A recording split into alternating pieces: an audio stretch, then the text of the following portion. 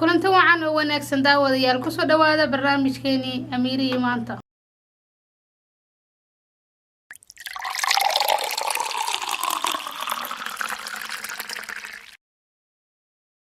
Geedka qumbaha waxa uu ka mid yahay geedaha ka baxa dhulka kuleylka. Waxa uu leeyahay faa'iidooyin cajiib ah. waxa uu ka baxaa inta badan koonfurta Soomaaliya. Qumbaha waxa aqoon loo lahaa in ka badan 4500 oo sano, laakiin waqtiyadii dambe waxa aad u soo badanayay in la beerto iyadoo lagu buraarugay faa'iidadiisa cajiibka ah. Geedkani qumbaha waxa uu leeyahay 3 midab. Dibad ahaan midabkiisu waa cagaar, laakiin gudaha waxa uu ku leeyahay midab bunni ah ama kafee ah, halka gudihiisa hoosena uu ku leeyahay hilib cadaan ah.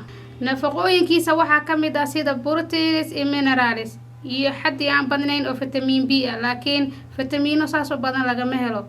Mineralska ku jira qumbaha waxa uu muhiim u yahay shaqooyin kala duwan oo jirka qabto. Qumbaha waxa ku badan magnesium. Magnesium wuxuu jirka ka caawiyaa tayeynta lafaha iyo dheefshiidka, carbohydrateska, proteinska iyo kolestaroolka. Waxaa kaloo laga helaa carbon iyo iron oo muhiim u ah inay fududeeyaan in la sameeyo unugyada dhiigga cas. Waxaa ku jira selenium, waxa unugyada ka ilaalisaa in waxyeello soo gaarsiiso.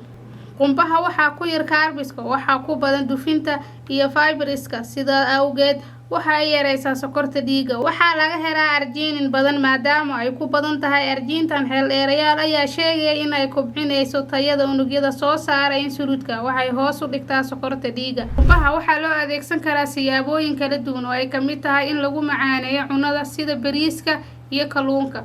sidoo kale waxaa loo isticmaalaa in laga sameeyo macmacaano aad u dhadhan macaan. Waxaan halkaas ku soo afmeeraynaa barnaamijkeeni Amiiri iyo maanta oo aan maanta ku soo qaadanay faa'iidooyinka iyo waxtarka uu leeyahay geedka qumbaha.